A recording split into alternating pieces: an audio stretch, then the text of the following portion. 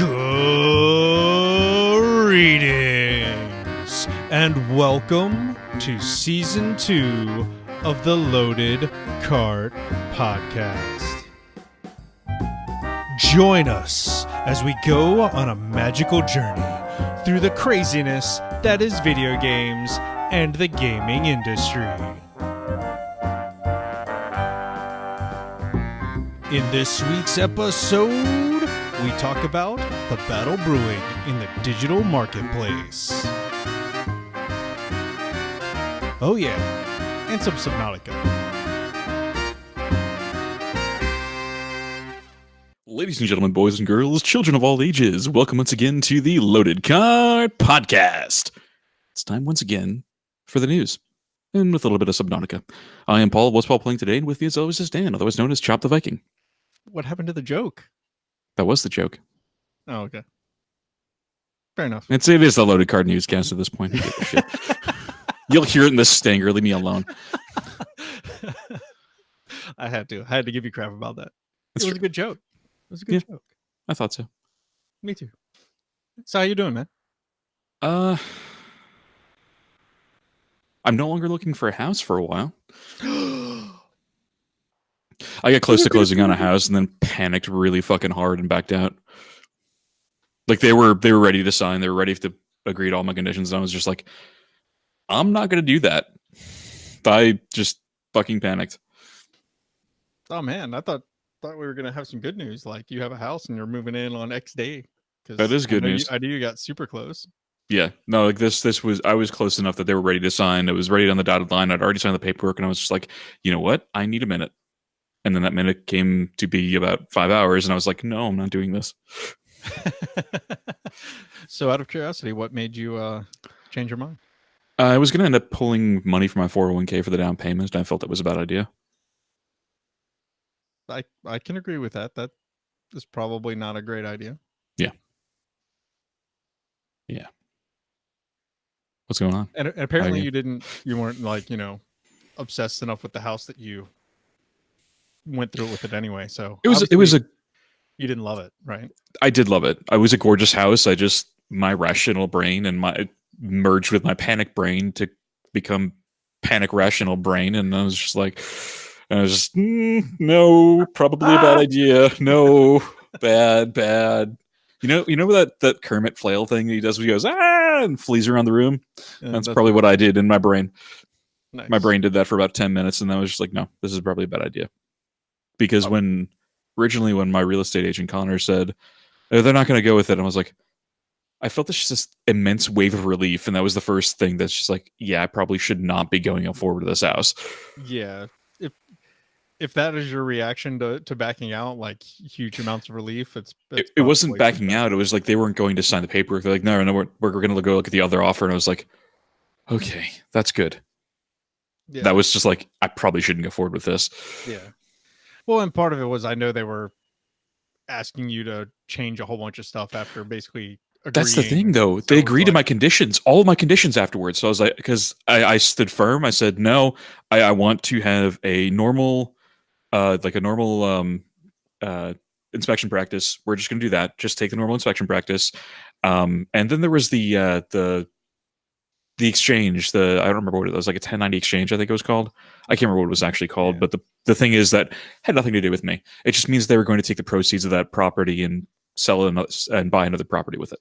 That's literally all it was. So I was fine with that. And it was like they were trying to do the inspection thing. That was the main hang up. And I was like, no, I want a regular inspection. And they're like, okay. Yeah. Don't screw around with the inspections. No. Ever. They legit just said, okay. And I was like, this might be happening. Panic? Question mark? All right. So yeah, my brain just went into full-on Gibbon mode, just jumping in the back of my brain. Like, do this, don't do this. So what have you been playing to try and calm your brain down? Because apparently it's a giant list. It was a fucking mess. And so is my list of gaming. So on PC, I've been playing Punch Club. A lot of fun. I want to do an episode on that at some point. Division 2, we played a few games together. Yep. Overwatch. And on for obvious reasons. And and Apex Legends, I forgot to add that to the list, but neither here nor there. And I played some PUBG today. There's also on Switch the Raven Remastered, Bloodstained Curse of the Moon. Really fun game if you haven't played it. It's very reminiscent of like Castlevania 3. Okay. If you don't know if you played that at all when you were younger, but it's if you played Castlevania 3 just has switching characters. That's the only difference. It was on Nintendo. Yeah. Neither here nor there. And on PS4, Monster Hunter World. I restarted that because I never finished it. What is the Raven Remastered? The Raven was an old adventure game, like point and click adventure from like the mid 90s, and they gave it a remaster because apparently people really wanted to play it, and they brought it out on Switch for some reason. I saw it in GameStop, and I was like, okay, I'll give it a shot. I like adventure games. Yeah, nice. And it's been a lot of fun. Yeah, when I think Raven, I think of the studio that made Hexen and Heretic. Yeah. That's immediately what my brain went to, and I'm like, no, that's not what this is. So no, this is so the Raven is a he's a master thief. This was like took place right after World War II. I think that rings a bell, doesn't it? Yes, because was this a precursor to Thief? No.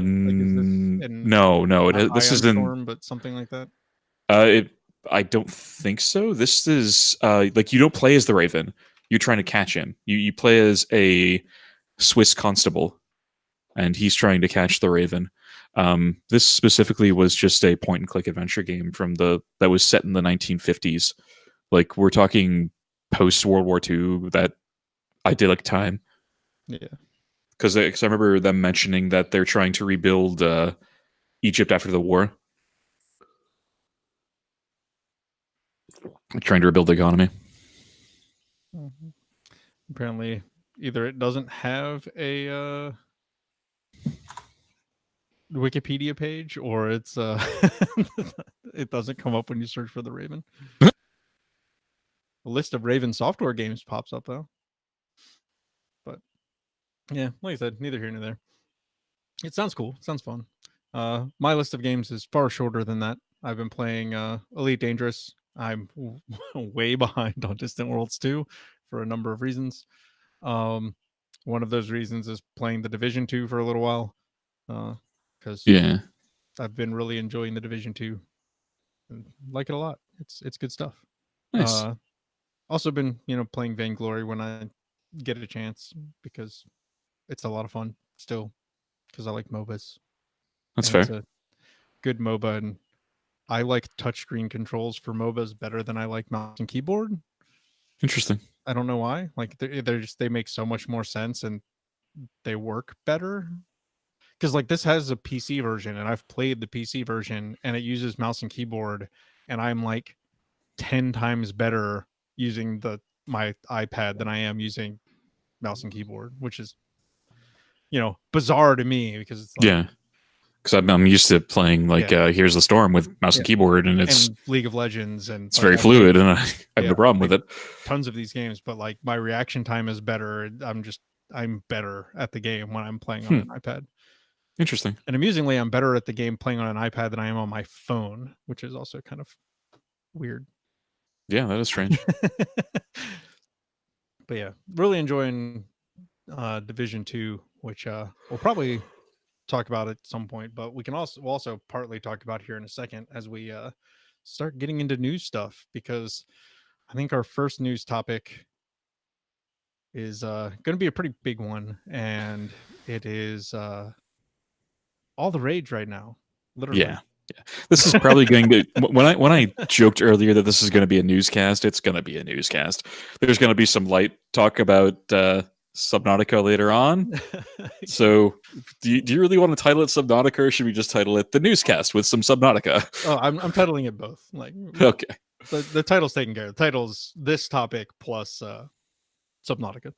Gotcha. So this title is this topic that we want to talk about is like all of the craziness that has been going on right now with the Epic Game Store versus Steam, and like what is, in my opinion, this kind of just ridiculous giant going way overboard of like, I don't know, people equating it to console wars, which I don't think really fits very well. Like I understand it, and like I Yeah. get where the arguments are coming from, but like I don't think they're remotely close to being the same, which is kind of weird. And I get the argument for saying, well, it's not going to be exclusive. It's going to be, you can just go and download Epic. It's fine. Yeah. I don't want Epic on my machine. I never wanted it on my machine. Yeah. Well, and so one of the funny things to me is that I have yet to encounter a game that I have downloaded via the Epic Game Store that has required the Epic Game Store to be running or open while I play the game or Yeah. launch the game. Yeah. Like Subnautica, Well, I because you can't launched it. fucking launch anything from Epic. Let's be honest here. Well, you can.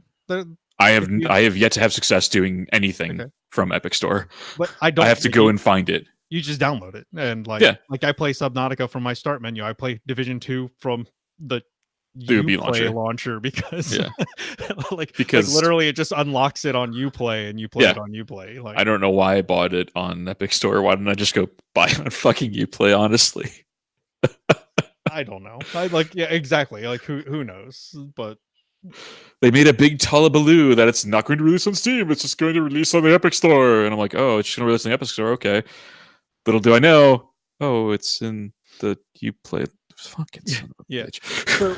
So Division 2 is kind of what started this whole thing, as weird as that sounds. Just, prior to the Division 2 releasing, Ubisoft came out and said, "Hey, Division 2 will not be available on Steam. It's going to be available exclusively on the Epic Store."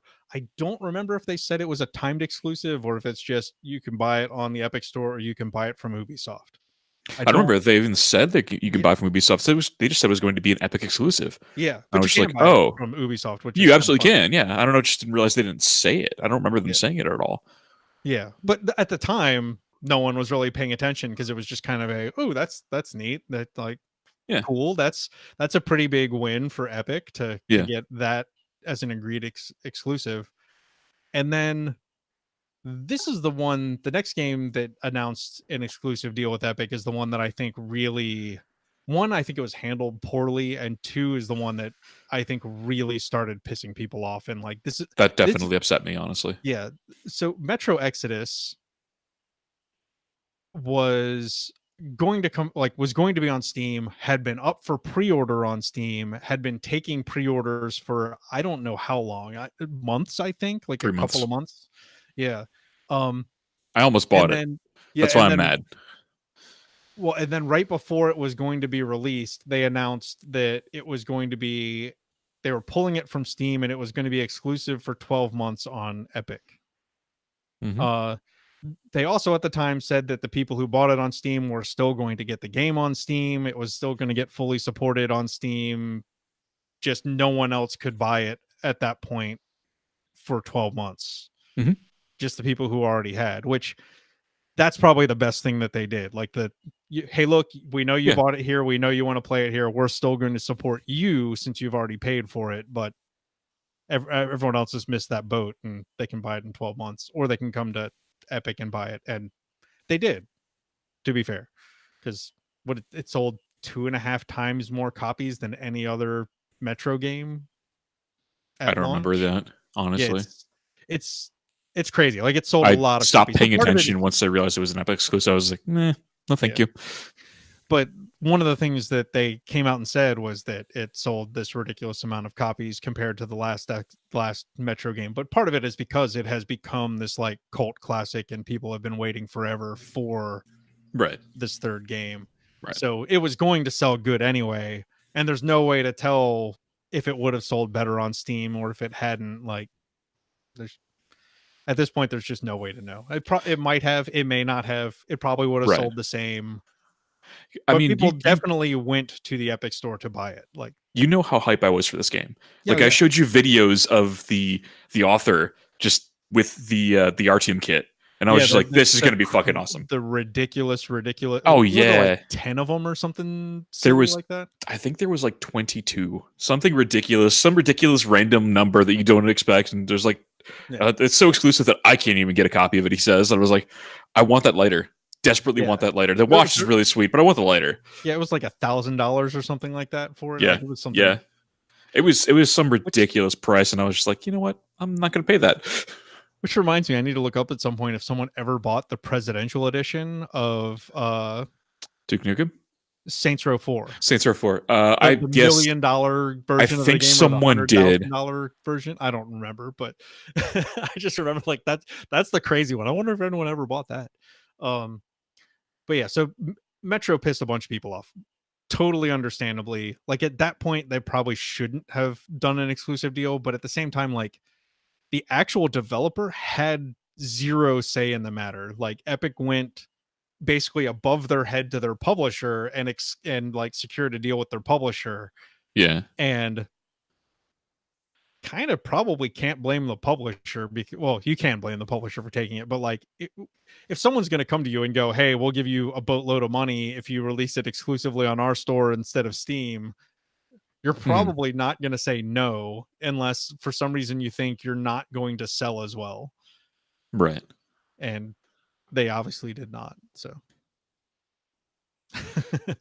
So I don't see anybody who bought the Saints Row copy, but apparently Ars Technica did a breakdown of the numbers, yeah. and apparently it only came up to $629,974.69 for total cost, as opposed to the $1 million they were requesting. Right. Sorry, that's just ridiculous. Yes, it is ridiculous.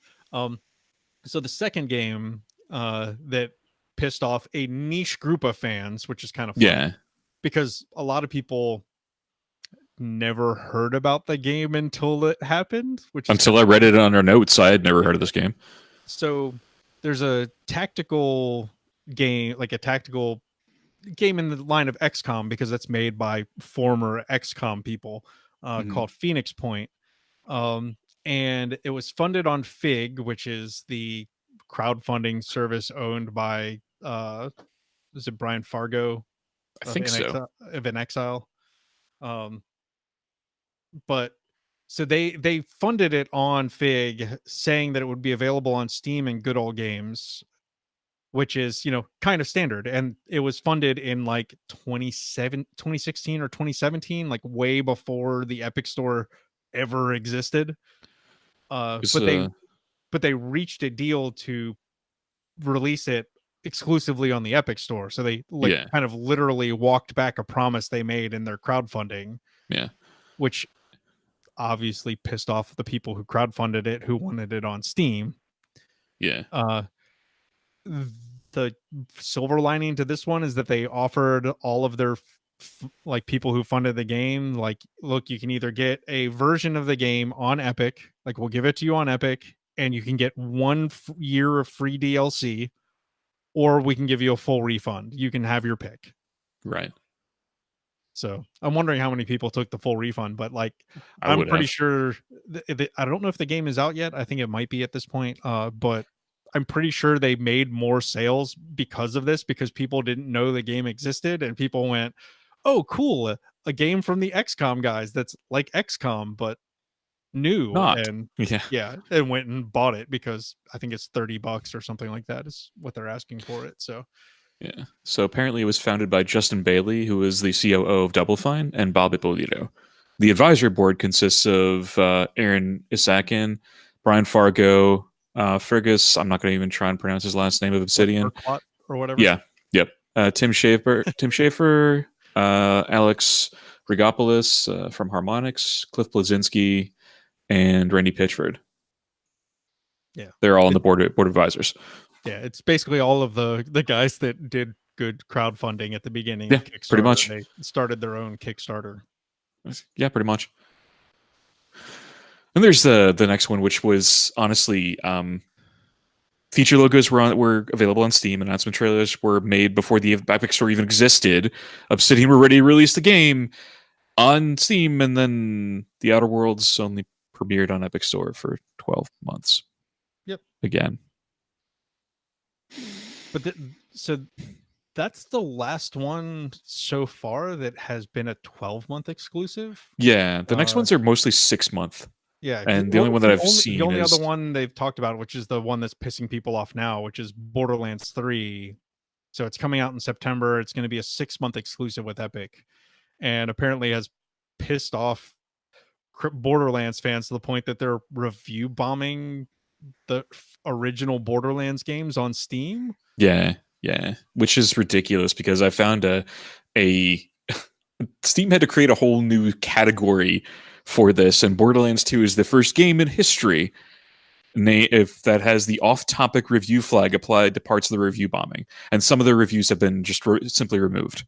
Yeah, it's review so one of the best discussions I've heard on this is a streamer whose name is his name is Lono, but his name on Twitch is Say No to Rage, and he's a very big looter shooter guy. Like he came up through the original Destiny game. Yeah. He averages about 1,000 viewers. Like, I mean, he's a big looter shooter streamer. He's Right. one of the big ones. But he knows his shit when it comes to looter shooters. Like, he's Sure. the one that I went to for a review for Division 2. Like, do I want Division 2? I want to hear your breakdown. And he has like a 15-minute breakdown of the good, the bad, the ugly of Division 2, just There's like he some did ugly, with. but honestly, it's a pretty Yeah. solid game. Oh, exactly. And that's why I was like, okay, cool. Like, yeah, this sounds good. He is hyped for it. He wants to see how it goes. Like, his only complaint is that the first couple of world tiers when you hit level 30 like go way too fast. Mm-hmm. And you just shoot past the first few and it's just Yep. like I think they just released World Tier 5. yeah. And he's like, well, the first couple could be stretched out a little longer because I didn't feel any rush to get there, and now that I'm there, it passes so fast. I'm like, what the hell? Um, but he made this big comment that's like, so you're mad that Borderlands 3 isn't on Steam, so you review bomb their games on Steam, showing them why they shouldn't have their games on Steam. I think you're shooting yourself in the foot. In fact, Randy Pitchford has gone on record saying, "Yeah, this was a good idea for us to go to Epic Yeah, like because of this practice that people are putting out." yeah, and that's one of the big gripes that people have with the Epic launcher is that it's missing a bunch of features. Like, it's Mm-hmm. missing features, and one of the features it's missing is user reviews. Yep. And I don't my think it's missing the feature. yeah, I don't either. Like, part of it is like I understand that some people feel the only way they can get a developer's attention is to review bomb, but I think review bomb is only teaching developers that like they don't care about user reviews. They care about influencer reviews and uh like media reviews. So like Mm-hmm. you would care about Yahtzee reviewing something on zero punctuation. You would Sure. care about, Like Josh Oji's opinion on a battle royale yeah, you or or shrouds. or Shroud or Summit or Yeah. Ninja Or or just or J9. yeah, like you care about these people's opinions. You don't care that like 3,000 people and their bots downvoted your game on like on a forum. Like, and it's silly to me in some ways because there are so many other ways to voice your discontent to a developer. They all pay attention to Reddit surrounding their game and their company. They all are on Twitter and will and respond to people on Twitter. Like, you can email all of them. They all have public facing ways to connect Yeah. with them. Like, I mean, granted, it might be that your email might get ignored, and quite yeah. frankly, Or sure, yeah, that's entirely possible. Review bombing is not going to help you; it's only going to hurt yourself. yeah, like it just the whole process is silly because they do the same thing with movies now too, where they like try Yeah. and bomb Rotten Tomatoes scores, and it's just Mm-hmm. going to get to the point where like people don't care. Like, I don't pay attention to the reviews on Steam. If I see something that looks interesting, I'll watch a couple trailers and then I'll go Yeah. see one, can I find someone on Twitch playing it to see if I Yep. like the way the game looks like it's played. And then do I know someone who's a subject matter expert in that genre? Like, there's a couple of guys that I know that are really good about MMO style games. Mm-hmm. Like one, I think it's Bellular Gaming is one of them. The Lazy Peon is another guy on YouTube. The Orange Hatter occasionally does stuff. Hive Leader is another guy. Those are the MMO guys. Like, if there's an MMO game, those are the four guys I'm looking at reviews from because they are really good at explaining stuff and like they will give honest opinions about all of it. Like there's, a couple of looter shooter guys. Their Downward Thrust does really good stuff for like action games and first person shooter games. Like there are people out there that, I trust their opinion way more than like 3,000 anonymous douchebags giving it 1 star Yeah. downvotes Yeah. because they're mad that you decided to publish and Like, on Epic to get a better cut of profits for 6 months. I'm gonna. I don't like. I didn't like Epic. It's not Right. that I don't like their games. Their games are fine. They've made fine games. Like they're not the first games I go to. They're Right. there. They exist. They make good games. I just can I just play the games on Steam? That it has personally, I like the fact that Steam has features that are they're common. They should be common features. They're comfortable. I'm fine with the user interface. I just So I would offer this. So for a lot of the people that are complaining, and this might actually help you. You can add non-Steam games to Steam and launch them from Steam, right? yeah, I do. Like and that's what's so to me is so funny about a lot of this stuff is it's like a lot of the like I understand the complaints of like I don't want another launcher, blah, et cetera, et cetera. Like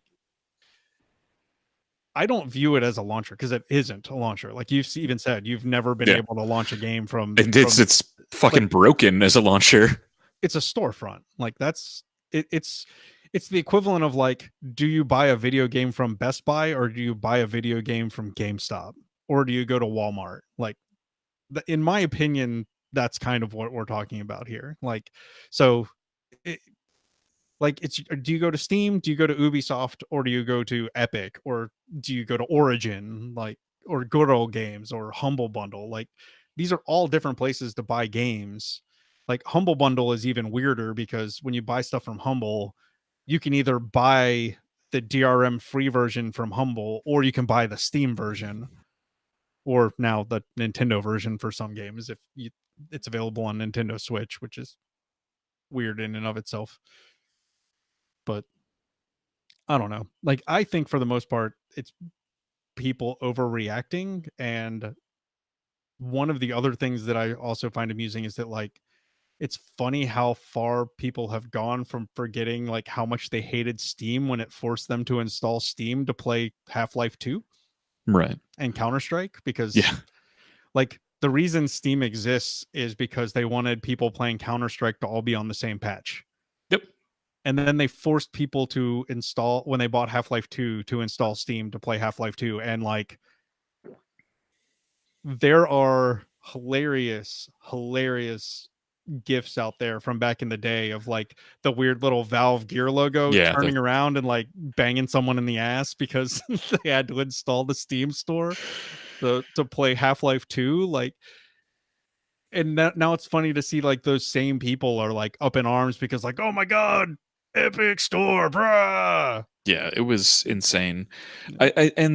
I actually never had a problem installing Steam because I legitimately saw the potential. Right. Back in And the day, it was annoying. oh, it was Trying to absolutely remember annoying to install, but I'm trying to remember the first game that was like really messed up. It might have been Quake 4 was the first game that I bought that was like there was nothing on the CD except for the Steam client. And you just like you put the CD in and it like registered your CD key with Steam and then downloaded a like 10 gig game or something like that. And I was like, what the hell is this shit? Like, I bought a physical copy of this so I didn't have to download this crap. Like, I literally just want the actual game. And I have the CD like in my drive right now. Why am I not installing from the DVD? And like, no, it downloaded it from Steam. Like, what the fuck, man?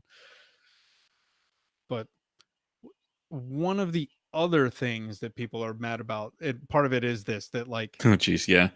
it's that Epic is spending money to secure exclusive games, but they're not like it's not in-house games. So it's not like Sony, like God of War is exclusive to PlayStation 4 because Sony made God of War. Like they Yeah. put the money in to make the Yeah. game.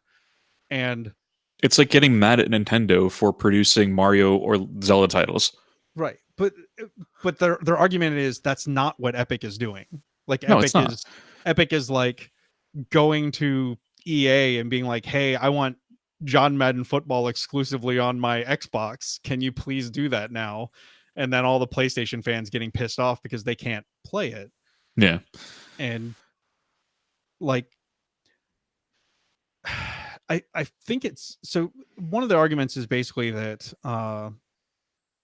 the reason people don't like it is because they feel like the Epic Store should be playing fairly and like should stand on its own merit of like better rate like royalty rates basically for the companies that are selling games on their store and try and pass that deal on to the customer. So like Right. instead of Valve takes 30% of any game sold on Yep. Steam. The Epic Store can be down to like 10%, I think, either 10 or 12% if you're using the Unreal Engine. Right. Um, and like so that's a huge difference in the amount of profit a game can make. Like you can Absolutely. sell less copies and make more money, which is, Absolutely. you know, nuts. So people were hoping that like, oh, that's cool. That means, you know, they could sell a game for $50 and make the same amount of money as if they sold it for 60 on Steam. Right. And which, you know, is very wishful thinking, but um like, and that would definitely get customers and it would definitely For theoretically sure. get developers over there. Absolutely. But at the same time, like I totally understand this business practice. This is what every company would do. Steam would do this if they ever felt that they had to, but they have such a monopoly. They just expect everyone to release their game on Steam, so they're not going to do it.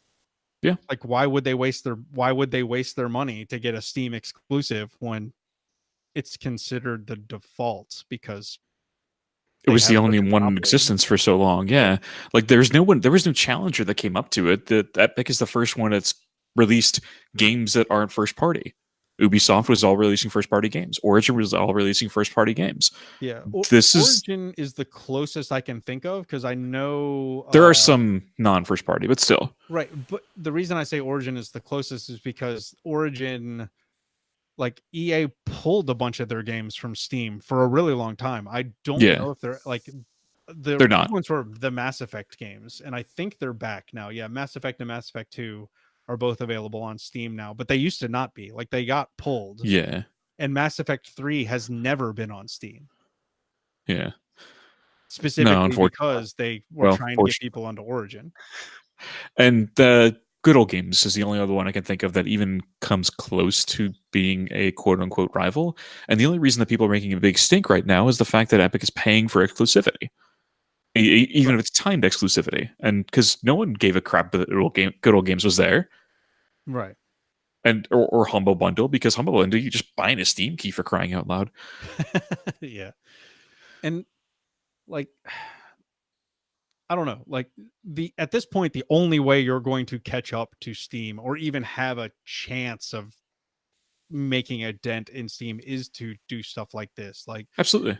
the the one thing that I think Epic is doing that's really amazing is the free games every 2 weeks, right? Sure. So they have this thing where they're basically Epic is footing the bill to give away these games is my understanding of it. Like They have a they are still they have the getting money to credit. do it. They're getting credit for every sale of a person that downloads the game. And, you know, Epic is just throwing money at these developers to give away games to get people in the store. A Yeah. lot of them are older games. I think the most recent one I've seen is probably Slime Rancher from a couple weeks ago. Yeah. Maybe Axiom Verge. Axiom Well, Verge is pretty new. so is Subnautica, and quite literally, we this is where I got the game from. Yeah, this is where I got the game from too for Subnautica. In fact, you were the one who told me about it. Yes. Um, but yeah, like, but most of the games are a few years old. Subnautica is a few years old now. They just released a Yeah. new standalone game, Sub Zero, I think is what it's called. But Yep. like, that's a really good way to get people in the door. That is a loss leader. Like that's the literal definition of a loss leader. They are taking a loss every time someone buys one of those games, but it gets people on the platform and it gets people investing in their platform because it's like, ooh, I've got all these free games. I might as well take a look to see what's actually for sale. And look at Twitch. Yeah. Have Oh, you, Twitch has I don't even remember how many games I have in my Twitch library now at Jesus this point. Christ, I've got a ton, Like honestly. 100 probably. Yeah, it's let me see here. Let me do the math because I'm going to open this right now because I want to know because I didn't understand one why they're doing this. Two, Yeah, the ugh, the Twitch Prime games that they give you for free, like yeah. What are you doing here?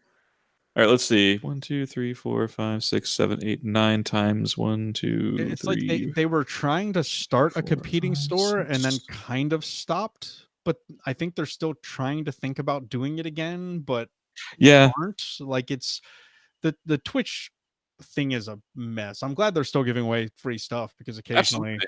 they have stuff But that they do have I some pretty good want, stuff. Like but like I've been playing. If you've never heard of it, Kingsway. It's an Adult Swim game. Really fucking good. yeah,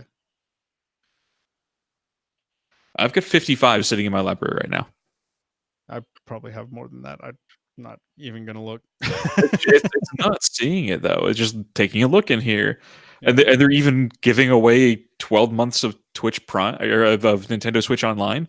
yeah, Hey, I guess yeah. That one actually works really weird because you you have to get redeem 3 months, then it, redeem the other 9 months yeah, three later on. months later or like a month later or something. Yeah, It's funky, but it's just anyway. yeah.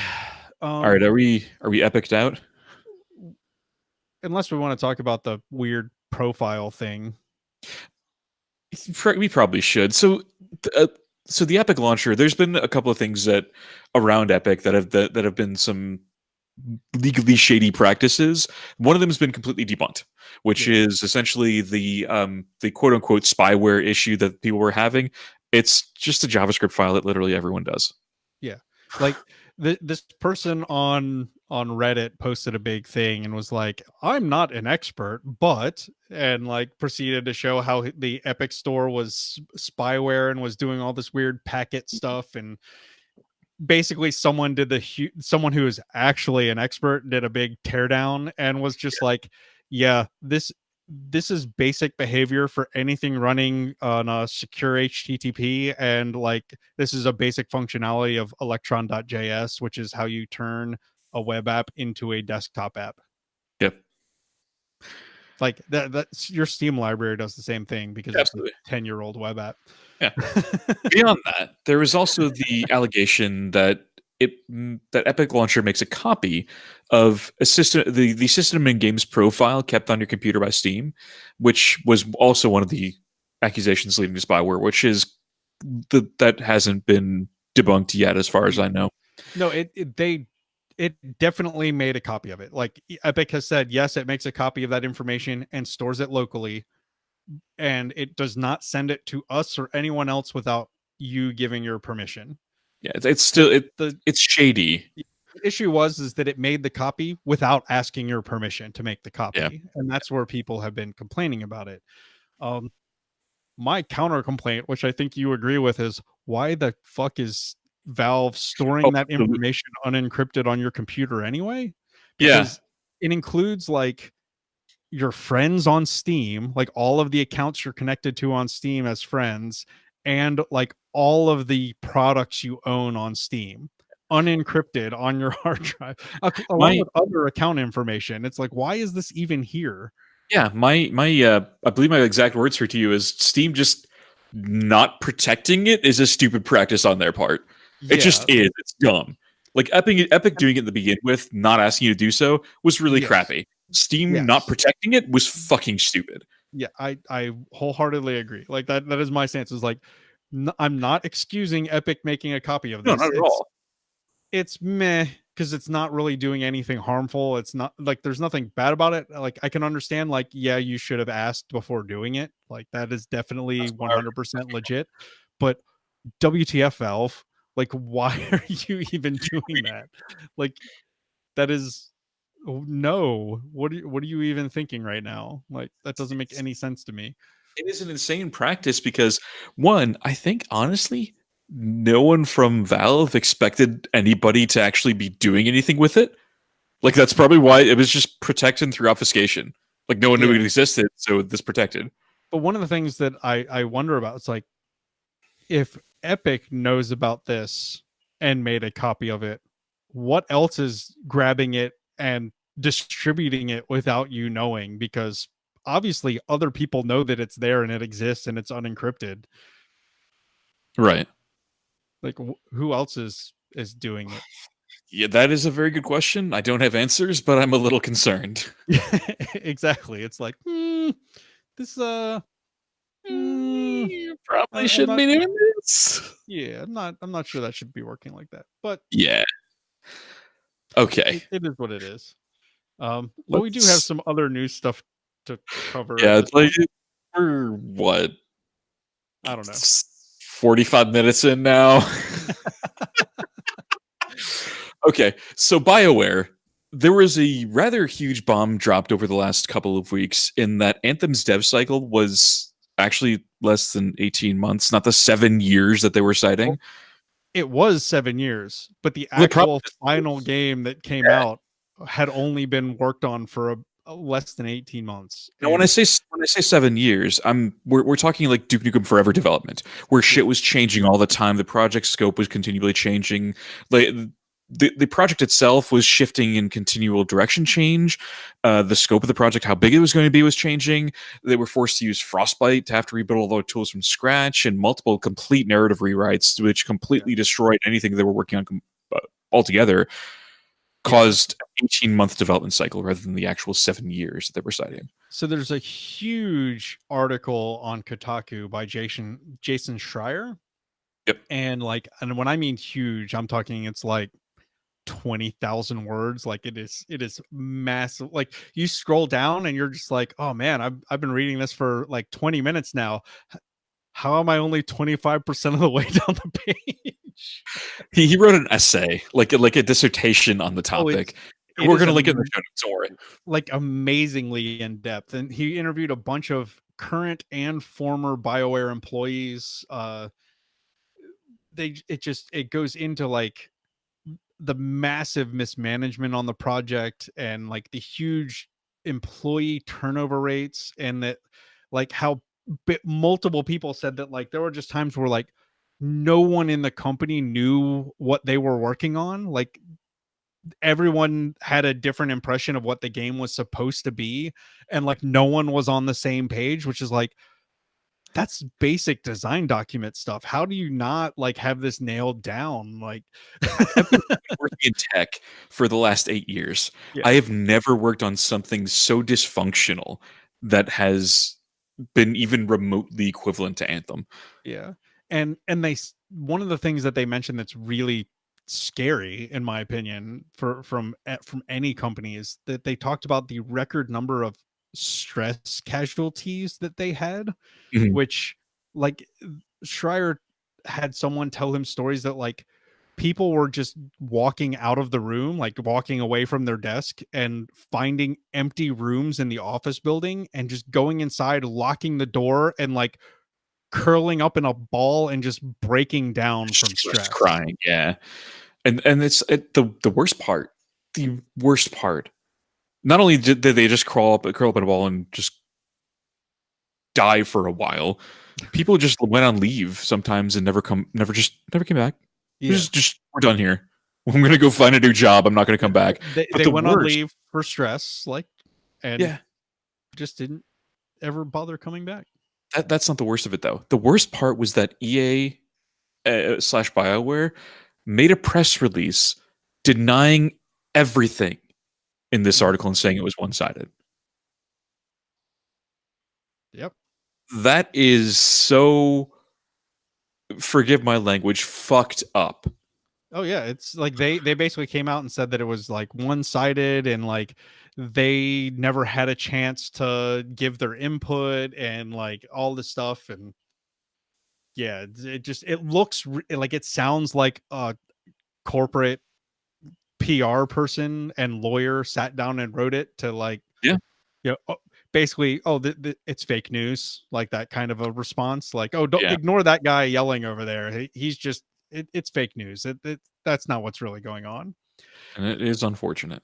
and then apparently an internal memo from BioWare from the like current like head of BioWare leaked to Kotaku, uh goes on this big thing with basically the leadership of BioWare going like, hey, we just wanted to address the article that has been going around and all the stuff people have been talking about, and the article addresses real issues that we have here at BioWare, and there are lots of things that they talk about that we need to improve on and do better on, and we are going to start doing this, and like telling the employees about all of this stuff they're going to try and do to like reduce stress and longer post-production cycles between projects, and like, so internally BioWare is recognizing like, yeah, the guy was telling the truth, we have a lot of problems, we need to work on fixing the problems and not sucking. And outwardly they're just saying like, nope, fake news,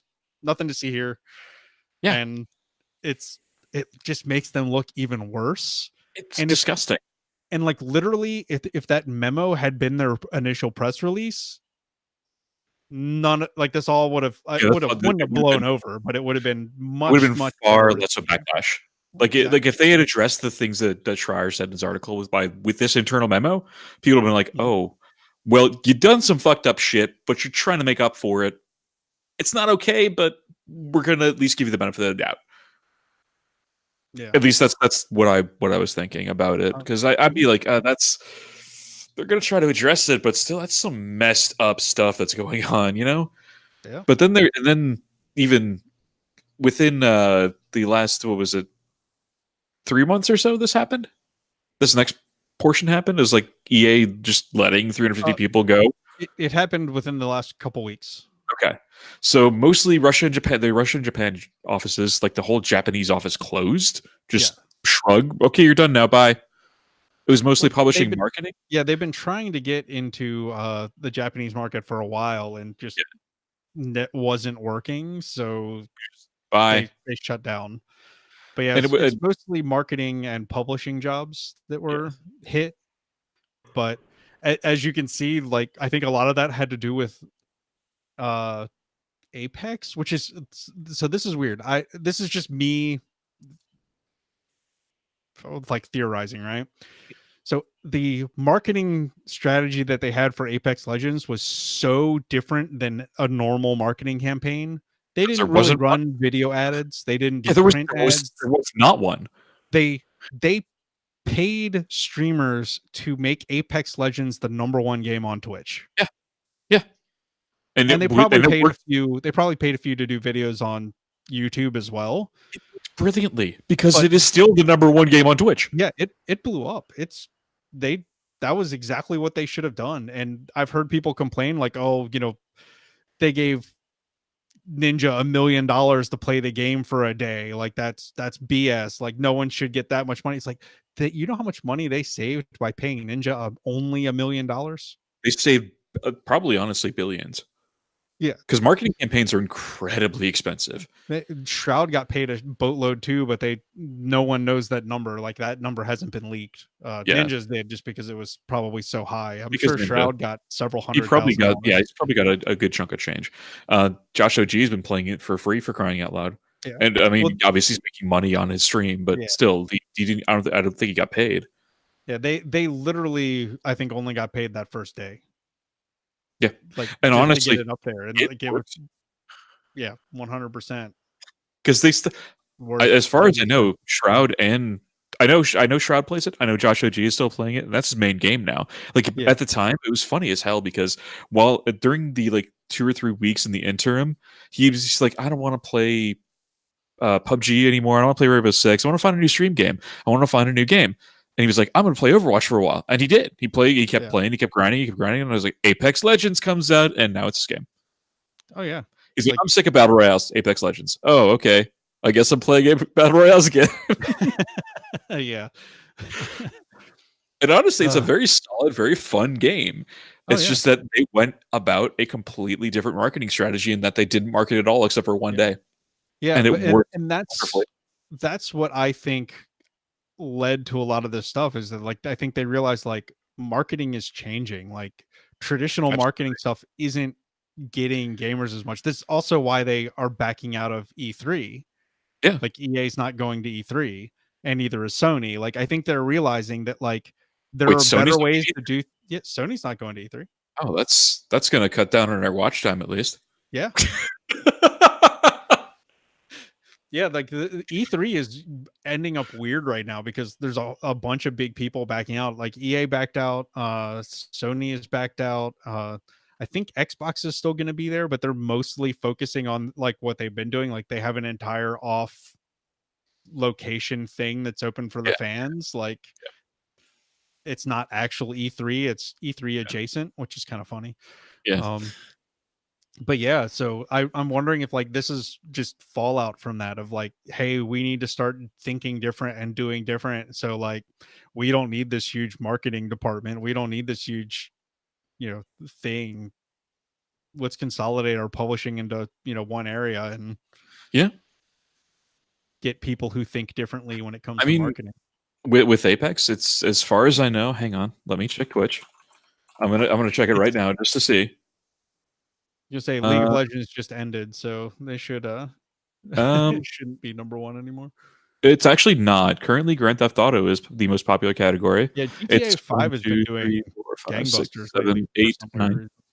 Apex is actually down in 10th. Fortnite is still the third most popular. League of Legends is still up there. The just chatting category is surprisingly at fourth. Rainbow Six Siege is fifth. Overwatch is sixth. Sekiro is seventh.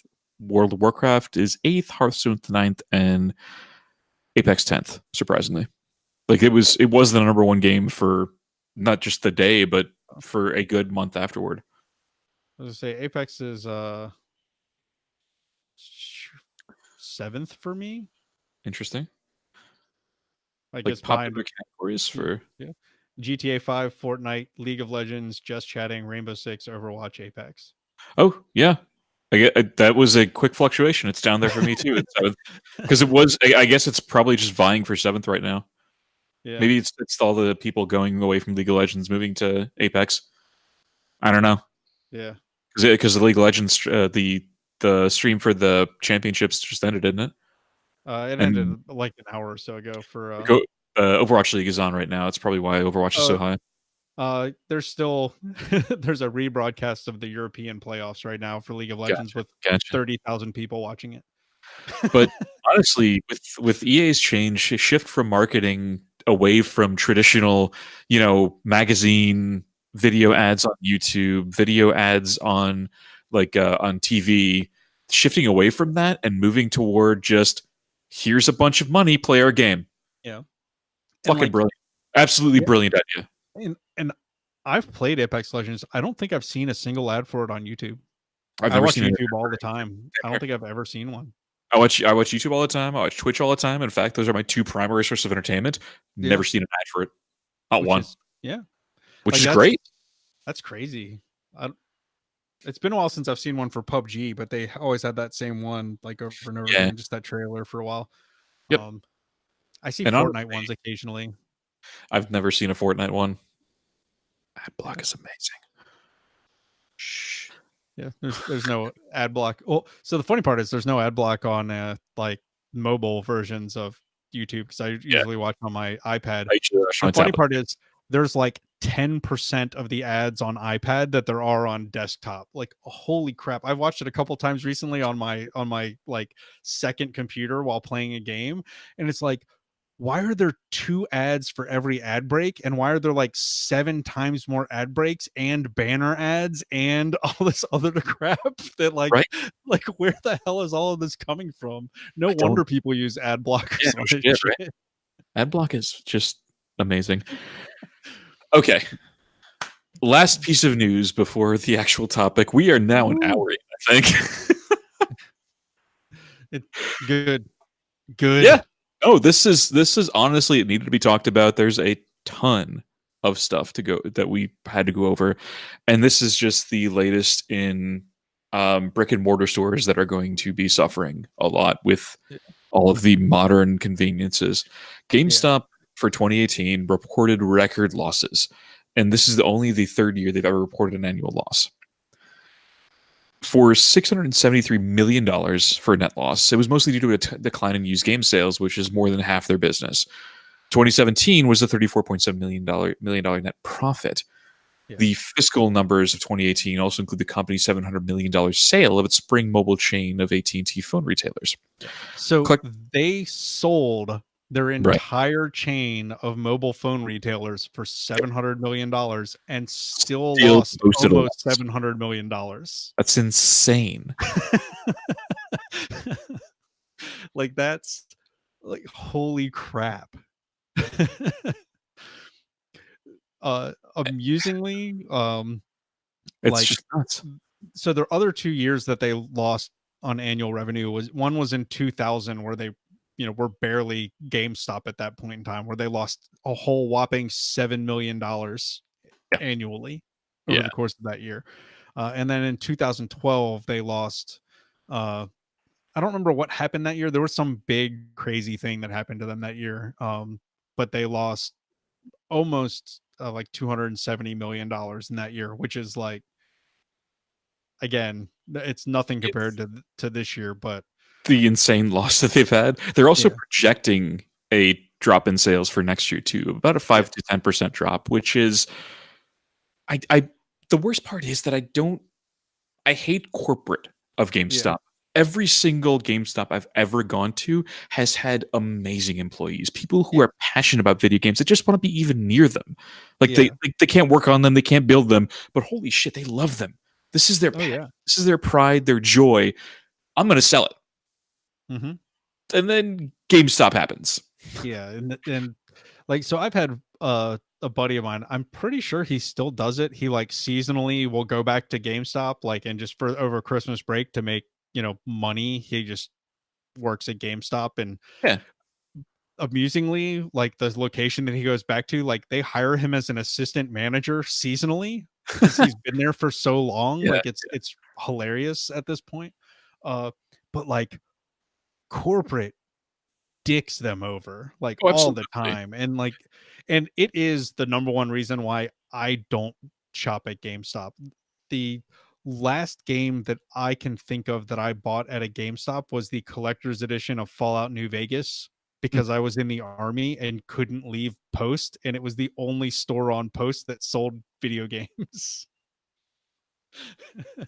and, and Paul is holding up his collector's edition of Fallout New Vegas. I lost the platinum chip, unfortunately.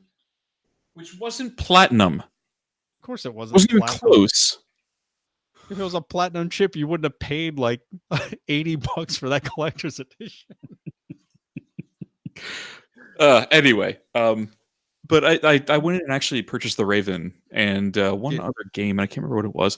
But I purchased that game, the Raven Remastered, for it, and the guy was just we sat and chatted for like a half an hour. It Oh, just chatted because we both love video games, oh and yeah. I would love to have a store that was able to just like even go to a used game shop. Yeah. The used game shops that aren't GameStop are great because they have the same passion you do. Oh yeah.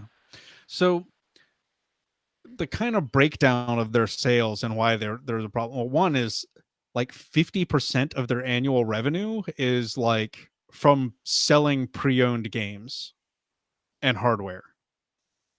And pre-owned sales were down 13% on the year, which is a huge drop in Yeah, sales. that's If a huge chunk. half of your business loses more than 10% of its income, that's going to be a You're gonna huge have a amount. bad time. Yeah. Um, they're the only thing that wasn't down in sales that they do is collectibles, which Mm. has been a joke about GameStop for years that they like games are getting sold less and less in them. And there's just like crazy bullshit knickknacks in the Yep. stores. Yep. Um, and in this case, like they bought ThinkGeek a while ago just to get their hands on more gaming related and nerdy knickknacks to sell in their stores. Yeah. Um, Explains why I haven't bought from ThinkGeek in a while. yeah. Uh, but yeah, collectible sales are up 11%. New hardware sales are down 1%. Not surprising at all. We're really far into a console cycle, so Yeah. you Like it would honestly, expect to it. Like there's going to be a new system soon, so I would probably in expect the next 3 years or so. yeah, whenever the next generation hits, there's going to be a spike, whether people go to GameStop to buy it or just Amazon. or That's Best Buy, yeah, or because that's the only brick and mortar store I can think of that is in competition. But yeah, Best Buy isn't really in competition because they've got yeah. so much other stuff. And Best Buy's been hurting too. They've been getting their ass handed to them in other ways. So Yeah, yeah. Amazon, really. yeah, the the big problem I think, well, for one, is that the big, I guess, advantage they have is that, which is one that really screws over the employees, is midnight sales. Like I Yeah, remember, I know people used to, especially like a new WoW expansion came out, like people would show up at midnight. It would be ridiculousness, and I was at the everyone midnight would be sale. racing home to spend 3 hours installing the expansion so they could play. Yeah, I was waiting in line for Wrath of the Lich King. Yep. Ugh. I'm not proud of that. Yep. But their new software sales are down 5%, which is, again, they're expecting about the same. They're expecting a 5% to 10% drop in sales next year. So Yeah. it's probably, I don't know if it'll be the same, because they'll do something to stem the net loss or try to do stuff. They attempted to go digital for a while, and if you go way back to our digital store episode that we did, like they have a digital store, no one uses it. No, Like they bought a bunch of like other digital, like little digital stores you've never heard of, and like made their own, use their stuff to make their own store. But again, it was a you've failure. never heard of it and you've never used it. Aside from our episode and this one now, Yeah. But I don't who know. knows? Like it sucks because like they've been such a, titan in the industry, and like they've had their scandals because developers hate used game sales because they get zero money. Hmm. Like GameStop profits all of it. Like, Yeah. and then there's, the other jokes that, you have a used game and you take it there and they'll pay you like $7 for it, and then turn One around and quarter portion. sell it for $57 right next to the $60 new game, so that people will buy it. You get 1/4 portion. Yes. Thank you, Simon Pegg. Yes. Yeah, for those of you who didn't know, that guy was Simon Pegg. Yep. All right. Topic time. Finally. Woo! So now Hour that 15 minutes now. now that the news is done. Honestly, I've been gotten a lot of feedback that people love the news portions of it because stuff that they might not pick up on otherwise, because they might not trawl the news sites like we do.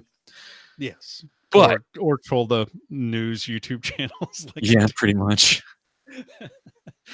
All right. So this topic is about, the episode was originally slated to be Subnautica, but there was so much news that happened that we just decided to Yeah. put it into a kind of a dual episode, I guess. Yeah. And we're going to try and be as spoiler free as possible with Subnautica, because it is a surprisingly story intensive game for a game that's very build heavy and exploration heavy. Yeah. It's astonishingly just story heavy, so we're going to try and avoid that as much as possible. So a lot of the stuff that I experience, if you happen to watch the stream, I'm going to avoid the heck out of that, because I know that that Chop here has not gotten as far as I have, and if you haven't played the game at all, I don't want to spoil anything for you, because the Yeah. game is a lot of fun. I would highly recommend playing it. And I don't either. Like I don't want to spoil, the stuff that I've gotten through too. Yeah. And mostly just because like it is actually a really good survival game and a really good like base building game Yep. that just happens to also have a really interesting story. Yep. And like we can talk about all the base building and stuff, and like the exploration and resource gathering, like some of those things, without ever touching the story, so that it can remain pristine, because like I don't want spoilers. And Yeah, so I want you guys to experience it, because it's honestly an incredibly fun game. yeah. But be prepared. You're gonna sink some time into it. Oh Like, yeah. that's unavoidable. There's going to be a lot of base building going on. You're going to be doing a ton of exploration, and the game doesn't hold your hand. It gives you certain locations for the escape pods that pop up, and that's as far as I'm going with any sort of story. Yeah. But there were escape pods from the crash landed ship that you were on. But Yeah. that's really all they do. They tell you a general location. They don't Yeah. even give you a real location for them. So For this is as much spoiling as we're gonna do. So at the start of the game, you are you were on a spaceship, and the spaceship crash lands on this alien planet, and you somehow made it to an escape pod along with theoretically a bunch of other people, because there's a bunch of escape pods on this giant ship. And It's a colonization ship that yeah, was trying to colonize a new planet. and your escape pod lands in the water, and now you're on this alien planet, and you get to survive and wait to be rescued and try to figure out what the hell happened and how you crashed on this planet and what's going on, because you don't know. Like, The game literally throws you into the water and have fun. That's yeah, it. That's all like, you yeah, get. you crash in the water, and then it's just like, hey, you need to get your systems back online. Okay, hey, stuff is back online. All right, we're going to connect with the communication server. Okay. uh yeah, we don't know what happened. Oh, by the way, we are detecting a signal from another escape pod. It's 500 meters over here. And that's it. Like, that's Yeah, that's how the game that is, starts. that is the opening portion of the game. After that, you're on your own. Oh yeah. You start. You go off. You survive. You build your own tools from the what do they call it? The replicator. That's not a Yeah. replicator, but is that what it is? Yeah, it's basically it's a fabricator. It's called a fabricator, I Okay. think. So it's a basically creates a hard light version of the item that you're looking for, and then solidifies it, Yeah. and that's it. You get a new item after you find the ingredients for it and the schematic for it. Yeah. So yeah, you basically you collect resources and blueprints to make stuff, and then use that stuff to explore further, to collect new stuff and get new blueprints and make stuff. And then, like, as you are doing this, you uncover more and more plot points, and it like throws other plot points at you to get you to explore in certain directions. Yep. um do you know if the game is procedurally generated, or is it It's not. uh it is not? There's nothing about it as procedurally generated. I think the entire world, as far as I know, the entire world is just static, but all of the sea creatures are just kind of populated in various areas. Like you can find pockets of this in this specific area, et cetera, et cetera. As far as I know, none of it is procedurally generated because there's locations that you go to that are specific to this direction. Yeah, I was looking to Because I see was, if this says anything about it being procedurally generated. I mean, I don't think it is, but it because I was looking on the wiki and it told you that this place is here, this place is here, this place is here, this place is Right. here, and there are various biomes are in this or in these directions. So I don't think it's Okay. procedurally generated. Yeah, that would make sense that it's not. um Yeah, I mean it would be interesting if it was like Terraria style, but yeah, it well, so I don't so that think it could be. I think it could be like, because they could basically do what Spelunky does, where you have like, it goes, okay, here's this biome, here's this biome, here's this biome, randomly generate the terrain in those biomes. He's like, but there needs to be this set piece here, so put this set piece here, and then Yeah, randomly generate everything else. and that's what I was thinking. The trouble with that is that the fauna, the aggressive portions of the fauna might be in locations in that biome that probably would kill you pretty quickly. Yes, but And that's the problem that I see with sure. procedurally generating that. Yeah. So of note, there are a few different game modes that this game has that you can play in. Mhm. There's survival mode, which is the standard, Yeah, the standard story. yeah, standard story, that also has, you have nutrition, hydration, and oxygen. So you Mhm. have to like surface to breathe, or have a breathing apparatus, or re-enter submersible vehicles to get more oxygen. To re-up, yeah. Yeah. You have to eat, you have to drink. There is freedom mode, which disables hunger and thirst, which I guess is basically an easy mode. There's hardcore mode, which is basically permadeath. Like, if Yep. you die, you start over. And then there's creative mode, which disables, hunger, thirst, and health and oxygen. Mhm. And you get all the crafting blueprints straight from the start, and you don't need resources to craft things. So is that also with a storyline, or is that just I don't I assume it probably does have the yeah? storyline too, Really? but, like, it's I would think it mostly, I would. think, just for crazy base building. Yeah, I would I've think it never would. played it, so I don't know, I'm technically. kind of curious, but I would think that it'd be like a lot like Minecraft, wherein if you had a story mode in Minecraft, creative mode would disable it, and you just there to build pretty things. Maybe. It probably does. I like I said, I haven't played creative mode, so I don't know. Yeah. All right. Shall we get into the mechanics of it? Yeah. So, like we said, the biggest thing about this game is it's a survival game. Yep. So, as a survival game, it has everything you would kind of expect it to, which is basically you got to find food, you you got to find water, which is, food. You got to find consumables, you got to find materials, and you got to build stuff. So components, equipment, and consume and stuff to keep you alive. Yes. Really, And Maslow's hierarchy at work. yeah, and so the resources are a little weird in my opinion. Some of the resources are great because it's just like the plants and animals that are all around everywhere. So like one of my favorite things in the game is the bladderfish, I love which it. is Yeah, yeah, there so this is just a fish that's everywhere and it looks like a water flask, like an oil skin, water skin, and like you literally swim up and just snatch it out of the water. that's what I love about fishing in this game. You don't need a fishing pole or anything. You just swim up to the little bastards and grab them out of the water.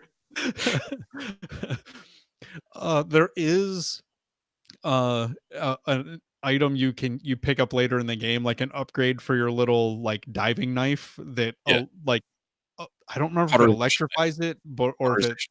It's it's heat.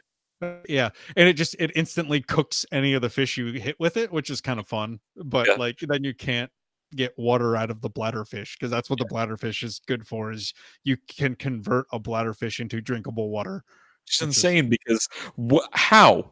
How does this work? I I don't don't know understand you. because the fabricator is weird. It is, yes. There's also, as we mentioned earlier, there are vehicles that you can pick up. There's a, without getting too spoiler heavy, you actually build a small um, submarine. Really, Yeah, that you enter through the bottom of the submarine and then move through the water much faster. And it's not very dense and it's not very armored, so it can protect you from a few hits, but it's going to break if you aren't careful. right. It also has a crush depth of about 250 meters. You can get an upgrade to make that down to 300 later on. But that's really about it. Yeah, That's without getting whatever. yeah. The initial crush depth is 200, I believe. It's 200 because you can get it up to 300. Yeah, I, yeah, but I know the initial crush depth of the first one that you get is Mhm. 200. But yeah, so you have like the fish, you have coral that you like break chunks off of with your knife. You've got like the other one is there's like rocks, like you literally like there'll be a rocky node and you like swim up to it and you bang on the rock and it'll have like, your basic building supplies like copper and tin and eventually like gold and diamonds and stuff like that. There's And then actually there's animations for all of the like almost all the tools, all the single hand tools you can break rocks with, yeah, and it's very interesting to see each one being swung at really with all the yeah, grace of the still syringe performing brain surgery. yeah. And then there's the upgraded version of those where there are sometimes big nodes of like an actual material. So there'll be like just like big hunk of copper sitting on the bottom of the ocean. And like you have to have specialized tools to Yeah, actually deal with it, there's a specific which tool is, that you have to build yeah, later on in the game, and that's probably about mid game. So I yeah, don't think that's anywhere near end game no. because I'm not Um, anywhere near end game, and I just built that specific tool. yeah. And then the other thing you do is there's wreckage and debris from the crash Yes. everywhere. Yeah, because now, when we say this ship was a colony ship, there was upwards of 1,000 people on it, as far as I know. Yeah, it's This was a huge ship, and when this thing crashed, you swim up to it, the thing is huge on the inside. Like you can see it from a good probably 2 or 3 kilometers off. Yeah. It's yeah, it's a big ship, and yeah, there's like just chunks of it everywhere, and Mhm. uh you get a scanner very early in the game. It's one of the first things you end up building, and you can like scan the debris, and like this is how you get a lot of your blueprints, because you'll be like, oh hey look, it's the a fuselage for a new vehicle, and you scan the fuselage, and it's like, okay cool, you've learned how to build the fuselage for this bigger ship. You need to find like four more components and you'll be able to build the ship. Like you'll have the full blueprint. Here's the uh idea. You need 3 more of these in order to make the full blueprint. yeah, and it gets even, more granular than that too, because it's like, uh oh, here's a table, here's an office chair, like And you can build these and basically make this really intricate building, but honestly, if you don't need to. Like it yeah, gives you the option to do so, but it's not necessary to continue the story or the game. yeah, really. And we'll get to this in a little bit. You just build a thing to like store crap in. Like you need a bunch of chests. It's Yeah. like Minecraft. You need a place to put a bunch of crap so that you don't carry it anymore. The only downside is that you can't like build a sorting machine like you can in Minecraft. It's not that Yes. intricate. Yeah. But it is very, very fun. It Um, is incredibly. but yeah, so there's, yeah, different various sizes of debris all over the place. There's one of them, there's very early in the game, there's a huge like chunk of the ship that you can swim inside, that get to. Yep. And that's where you learn about like there are some doors that you have to like cut open, like they won't work anymore. You just have to like literally take a cutter to them when you build one The laser cutter. eventually in the game. Yeah. um but yeah, so there's lots of stuff to build. There's lots of tools, there's upgrades to tools. So there's basically like you have your scuba suit, Yep. which uh the reason the game is called Subnautica is the whole game is underwater. And There's only three different islands around. yeah, there's a There's couple two of different larger land islands and a smaller masses. island. Yeah, there's a couple of land masses that are funky, Yeah. They and they have some really all interesting the plant biomes. life on those are weird. Yeah. Beyond that, there's a ton of super handy stuff that you probably should do ASAP. Yeah, Lockers. Lots yeah, of lockers. yeah. Wall There's lockers, freestanding lockers. Like if it can store stuff, you you just need should to build fill it. a Yeah. room with it. Yeah. It's just you'll get larger multi-purpose rooms that you can build. I just put lockers in that entire freaking thing. Yeah, and the cool part about a lot of the lockers that they have like a thing on them, so you can label them. So you can like Yep. literally go like, here, all my copper goes in here, all of my wiring kits go in here. Like, Here's all my titanium. yep, And all 3 million tons of titanium. so lockers are your friend. We've in this we agree and are friends. Yeah. Water Uh, generation is the next one. yeah. There's like a Desalinization. desalinator. I don't remember I don't know. Desalinator. Yeah. It basically, you hook it up and it sucks in seawater and it makes you clean water to drink, and it spits out salt, which is really good for dehydrating fish so that your food lasts longer and doesn't decay. Yep. Like I don't think dehydrated food ever decays, does it?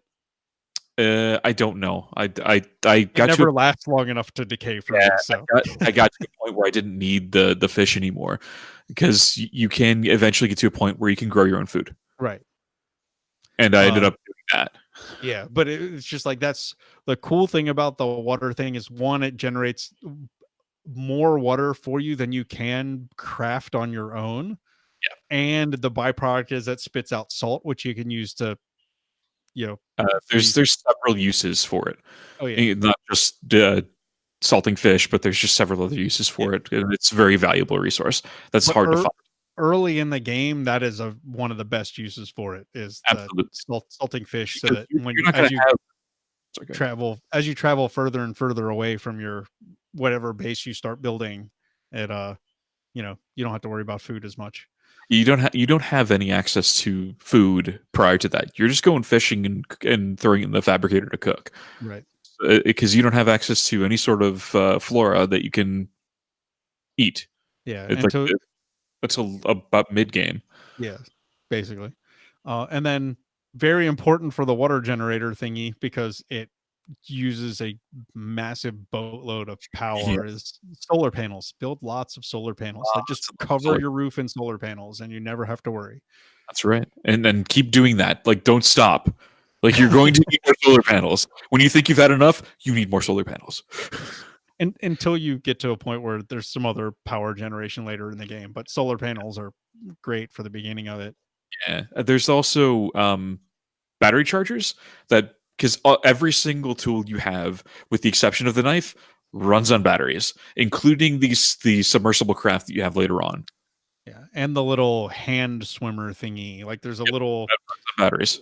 yeah, one of the little they have them currently. They're like a diving tool where it's basically just like a little propeller thing that you hold on to and it like jet skis you through the water basically. Um It's you can get the fins, then upgraded fins, but yeah, that swimmer, that helper is just so incredibly fast. useful. It is. But honestly, the fin upgrade I got is actually as fast as that thing, so I don't Yeah. even use it. Oh, that's cool. Yeah, it's just not necessary for me. If and plus I'm The using light is probably the most useful part of it then at that point. essentially, yeah. But you can get your own flashlight. So True. True that. the only problem is that it again takes up a slot in your hand, which really is, you only have one. So, out of curiosity, how long into your game did you go before you started actually building a base? Um, Not long, surprisingly. Like, I was probably doing so fairly early, within the first like 4 or 5 hours. Okay. Yeah, I'd say it's fairly early, considering I put about 30 hours in the game so far. okay. I've probably done 15 or 20 total, I think, at this Yeah, point. Actually went a long time without starting to build a base because I was just using the fabricator and the escape pod. yeah. And like literally I would make chests like the little uh The pop out floating, chests yeah. and just like throw them was throwing them on the bottom of the ocean like directly underneath the escape pod. Nice. So I had like 10 of them down there on the bottom. And then I was finally like, all right, actually need a I need a place to store stuff now. Yeah, I ended up honestly building it fairly early because I loved the idea of building a base. Yeah. Because see, the problem I have with a lot of the games that are like Minecraft is the fact that there isn't really any sort of structured story to them. So I never have any idea what to build. Like, you just build for the sake of building is just Mhm. not as fun for me as having a purpose to build toward. Right. So did it help you that it was like building with components as opposed to like Minecraft style building where you're just like free form? Yes, that is exactly the kind of building that I like. Like, I'm building this toward a purpose. I want to escape this place, but I need a comfortable place to live Yeah. before I escape. That's what kept me like, yes, this is perfect. This is what I want.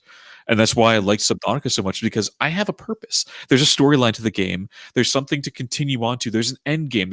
Like, there wasn't any end to Minecraft, and I was just like, that's why I got bored, is because, like, okay, we've done all this stuff that's really progression in the game, and there's Yeah. nothing really left for me to do. Like, what do I do? Just build? I don't know what to build. Like, give me a purpose to build toward. Yeah, and you hated the racetrack. Yeah, you're right.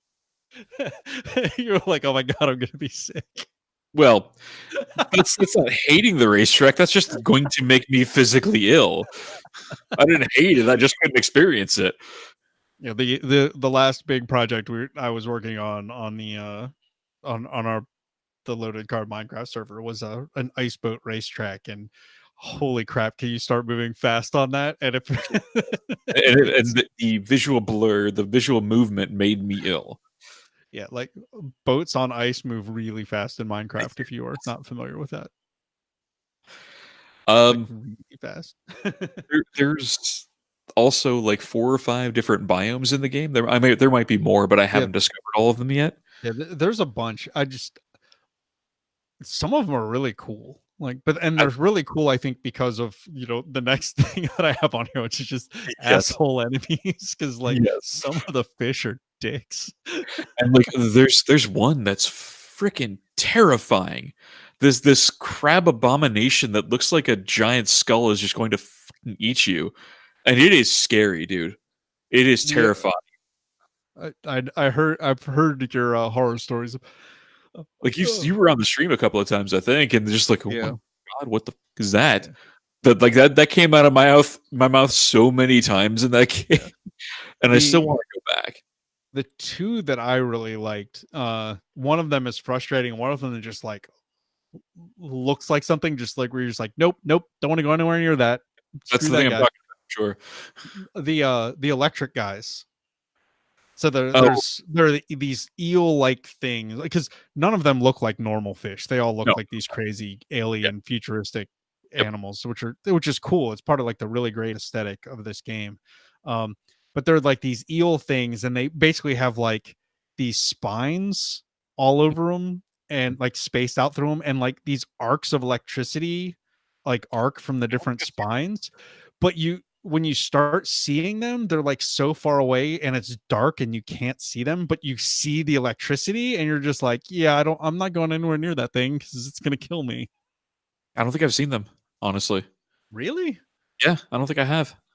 Oh man, I'll have to show those to you. They're cool, but I got to a part where I was like totally surrounded by like 50 of them at one point and was like, nope, nope, nope, out, go, go, go, go, go. Yeah, hard pass. Hard pass. That's so awesome. But I had to get a like at the point they were surrounding an escape pod that I needed Right. something from for the plot, and Yeah. like so I had to dive one like 350 meters down, so like way below what my submersible could go, Yeah. and and I had to use a radiation suit because it was all radiated, so it was like it was not fun. It was fun, but it was Yeah. To add on to that, you do have your original like way back. We mentioned that you had your wetsuit, but you also can upgrade to radiation suit and helmet, which is very necessary if you want to go onto the. I can't remember what it was. Was it the Aurora? Is that what was Aurora that is the name of the called? chip. Yeah. If you want to go onto the portions of the Aurora, it is just vomiting radiation. Yeah, So you need to get on there first. it crashed and it has a giant Had it- nuclear reactor on it. So you need to get on there. In order to do that, you need the radiation suit, and I think you have the blueprint to begin with. I might be wrong though. um Or to fabricate it. yes, you get you get the blueprint for it very early on, or you have it It at might the have been one beginning. of the might have been one of um the escape pods that you the scan. the problem is there's a rebreather that you get also Yes. very early on in the game that allows you to dive below 100 meters Yep. and not you burn oxygen extra fast. Oxygen But deprivation. you can't use the rebreather with the radiation suit. You have to use the radiation helmet. Yeah, which So really sucks. again, like I said, 350 meters down, my ship is at 200 meters, and I can't use the rebreather. That is where the large capacity oxygen tank, also your best friend, comes in very handy. Yeah, but it's just like it just and that's one of the things that I really love about the game is that it puts you in these very tense situations, and like they feel tense, and Yes. like it's not something a lot of games pull off very well. Yeah. um It's not artificial drama. Like right. this is not a manufactured situation. It doesn't feel manufactured because a lot of the stuff that like what Dan experienced here, like the electric eels, the arcing electricity eels, I haven't seen those. Like these are not manufactured situations. These are situations that can organically happen. Yeah. And there's a couple, like the sound design in the game is great because like Oh, it's incredible. if you're not listening, if you're just like all listening into the in-game music and in-game sounds, like it gets super creepy, and Mhm. like you're constantly looking around like what the hell was that noise, and Yep. like there are these big giant ancient things with tentacles that swim around everywhere, and they make these big crazy noises, Yeah. and like Or they're just Leviathans, I believe. yeah, they're just they make these super creepy noises because it's not constant. They just No, occasionally make these weird noises, and so you like trust me. stop and look around everywhere all paranoid. Plus, they also pop up in random locations that you're not familiar with, and the worst part, the part that's most scary, is the fact that they're in the starting area with you. Yeah. Because Yes. as soon as you spawn in, like when you first start the game, it's possible to hear them, and that stuff is terrifying if you're not expecting it. Oh yes. And what makes it even more weird and interesting is so one of my favorite things about the game is like the little tricks that they do to make it more like claustrophobic is the best way that I will put it. Mhm. Um so when you're running around outside of the water, it's fine. Like, it's your normal FPS game. The Yeah, second you go in the water, like the actual field of view like clamps down to your mask and yeah. you can't see as much, and it like makes everything feel more tense and claustrophobic because it should be you're underwater and you don't have as good of a field of view. And It gives you tunnel vision, and it's a little yeah, terrifying. and it one thing that it does that's great is that it does not like it it people who are afraid of open water and the ocean are like legitimately terrified by this game. Like it does a really good job of like hitting that like primal nerve that really bugs people, because when you can't see the bottom, like That's scary. you start feeling like they're like, oh, there's something down there is going to come up and eat me, like it's going to happen. Whether it actually does or not, like, It's kind of on you. yeah, it isn't, because or most of the time it isn't. I don't It's know been if fun. it's ever actually happened to me yet, but it That's feels happened like to me. it's gonna happen, which Yeah, that's the thing, is that it's the fear of the unknown. Like if it never happens, it's still scary because you're not sure if it's going to. right. Like if it happens once, you're probably like, oh, okay, I just have to look out for this, no problem. Yes. But when it never happens, it's that terrifying little fear niggling at the back of your head, just like, oh god, what's it gonna happen? Tell's gonna come through and kill me. Please just stop.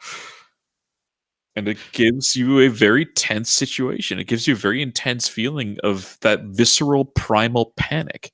Yeah, and that's what I think is good. Like, I don't know. Absolutely. Like I think a lot of the stuff in the game is good, but Oh, for sure. just there's like all of these little touches that are, make it even better, which is one of the reasons why I highly recommend this game. Absolutely. It is a good, if you like the survivalist crafty stuff, it's great. And if you want, It has a really interesting story that like I want to finish, like, yep. and it makes you want to finish it, I think. And if Um you're very much like me and want a game that like similar to Minecraft or Ark or any mhm, of those games that are just crafting and exploring the world, but there's not really any storyline to it, this will scratch that itch because it has that really incredible little storyline to it that you're just slowly piecing together as you continue to explore. And that little exploration, that little mystery solving is really just scratching that itch of just, I want to play a game that lets me build, but I also want to build with a purpose. And this right. game fills that void. Yeah. And it's different than like No Man's Sky, which has a very similar building system, Mm, but it doesn't feel like it's to the same purpose. You're not like, so in this game it really plays up to that because it's like you're trying to survive until you get rescued. Like that's right. the distress call has gone out when you crash, like you're Yeah. waiting for someone to come get you. So you're just doing what you need to do until they get there.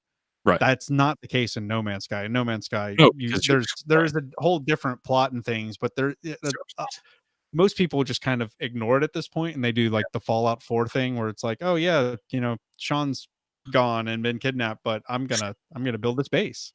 Yeah. I didn't realize there's a plot, honestly. Hmm? To No Man's Sky? I didn't realize Oh there was a yeah, plot. That was just there's yep. But most people do, like they ignore the plot and they just explore and do their thing. And there's a lot of stuff to do in the game now, but for the most part, like there's not that same purpose where like this is you're trying to hold out and yep, figure things out. And yep. there's a just happens to be a nice little base building thing on top of it, and you can decorate it with chairs and desks and beds and stuff. If you want to, you don't have Yep, to. exactly. because you don't ever have to sleep in this game, which is kind of weird. Yeah, a little bit. Like you've been awake for, I think I'm at day 7 years. 67. Yeah, I've been awake for a while. Yeah, Anyway, I think it's about it for me. What do you think? I, I think so too. I think We've it's not definitely not covered a lot of quite it. as long as our discussion about news stuff, but Well, that's fine. It's fine. We didn't expect it to be because the thing is that we could have gone into a very spoiler heavy storyline episode, but mhm, I feel like you'd be doing an injustice to everyone who hasn't played the game yet. Like going over the general broad overarching theme, the topics to like what you can build, all the flora and fauna you can do without spoiling the story is probably going to lend a much better doing the game a much better service than anything else could. yeah. That's just my opinion. So I've got a question for you. Shoot. We got this game for free. Yeah. Is it worth $25? That's a good question. That's full price. Right now it's on sale for the weekend on Steam, but full Yeah. price for the game is $24.99. What's the Would sale price on Steam? sale price right now is $17.49. I It's feel like 30% off. I'd say $17, $18 is probably about right, but honestly, $25 if I paid that, I probably wouldn't regret it. Yeah. I don't. I'm not sure if it's worth that much. $20, I'd probably be Yeah. like, okay, sure. 25, I don't know why. I don't know why $25. Like, maybe, but because when I say $20, it's like $5 more. Who gives a crap? Yeah.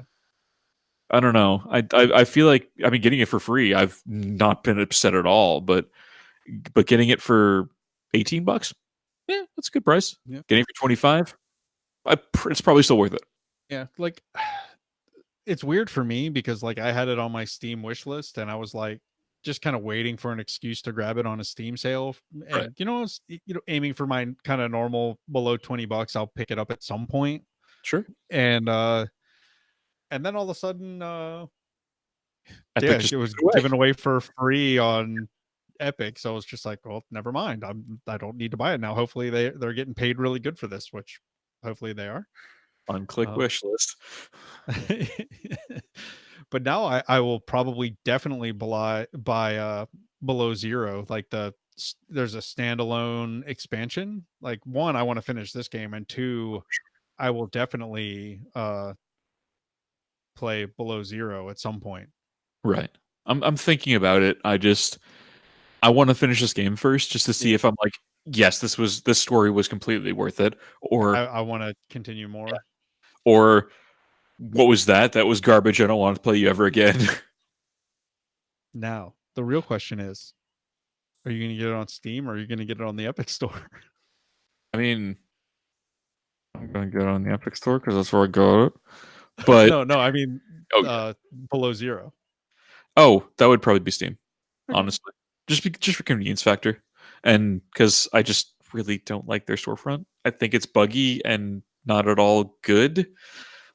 fair enough. I just I figured we could tie it back into the original news story. I understand that it's going to be continue. They're going to continue to give out games like this, and that's not a bad thing by any stretch. I think it's actually a very good business practice because they're already raking in money hand over fist with Fortnite, and now with all of the timed exclusives, they're going to make more money, even more, Mhm. and continue to make money. They're going to be printing money at some point. Yeah. So giving us exclusives, okay, yeah, I'm happy with Yeah. that. Sure, thank you. All right, Mhm. what's next? What's next? Yeah, what are we doing next? I don't know. I don't know what we're going to talk about next. Fair enough. But I don't think. What game are we playing next? I just in general. Just Oh, give the people a taste. I don't know what our next topic is going to be. We'll figure something out. Oh, actually, no, I do know what our next topic is going to be. We are going to talk about streaming platforms It's true. because we wanted to talk about like kind of the current state of streaming platforms between Twitch and Mixer and YouTube and maybe Facebook and No, caffeine and all not the fair. yeah, all of the ridiculousness that's That's out there not a now. streaming platform.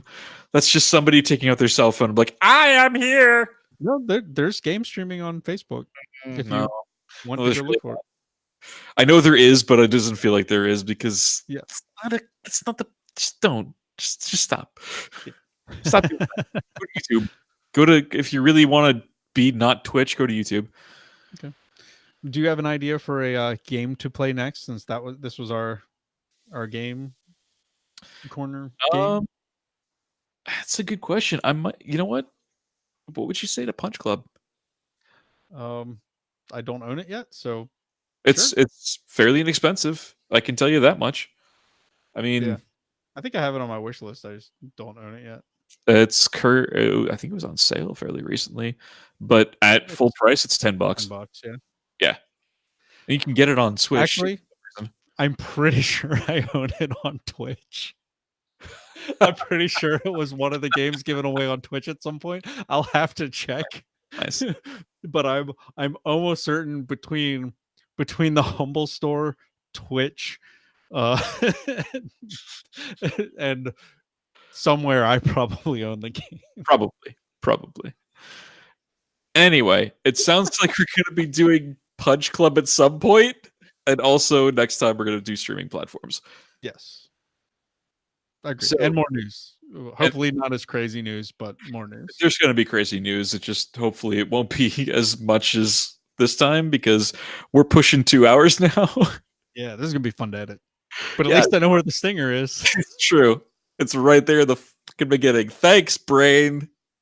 You fucking gray lump of shit. Anyway, thank you so very much for listening to us. If you want to get in contact with us, just head over to podcast@loadedcartgaming.com for the email. If you wanted to tweet me, I'm at Paul Kluel on Twitter. If you want to tweet out to Loaded Cart or Chop, he runs the Loaded Cart account. It's at Loaded Cart on Twitter and at Chop the Viking on Twitter. If you want to take a look at any of the gameplay that I've been doing recently, because I've been doing some variety like Axiom Verge and Subnautica and Overwatch, if that tickles your fancy, go to twitch.tv/what's Paul playing today. If you want to check out Chop stuff, it is twitch.tv/Chop the Viking. He's been playing Elite Dangerous a lot lately, and I don't know what else you've been doing. Occasionally Division, but mostly Elite Dangerous. And if you want to find us on social media, the links are in the show notes at loadedcartgaming.com. And if you love us, consider leaving a review on iTunes, Stitcher, Google Play, or wherever the heck you're listening to us. It really does help other people find the show, and it is the biggest thing you can do to really help out the show other than, listening. We really appreciate that too. And it is, if you want to check out some of the merch we got, Chop's got his own t-shirts for Chop the Viking, and we got some Loaded Cart Gaming merchandise. Check out loadedcartgaming.com/merch. And if you also want to check out our Patreon, we have started that back up again. It is patreon.com/loadedcartgaming. Woo, that's a link dump. Yeah, the merch wasn't even on there, and I still remember that shit. Ugh. All right. Thank you guys so very much for listening. And here's some smooth jazz to play you out.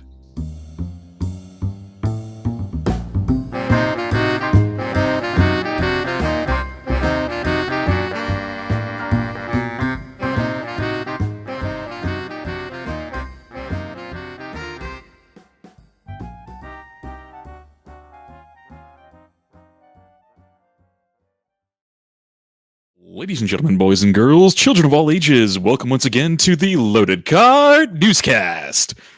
I'm Paul. What's Paul playing today? With me as always is Dan. Wow, I'm just gonna fucking do that over again. I guess we have a stinger now, so there's that. Woo, right off the bat. Fuck. I did the thing that I wanted to do and then fucked up everything else. Yeah. My entire life in a fucking nutshell. That's what you get for trying to sneak in an inside joke. It was a good joke, goddammit. Take a fucking drink of water and then I'll start over fucking. And scene.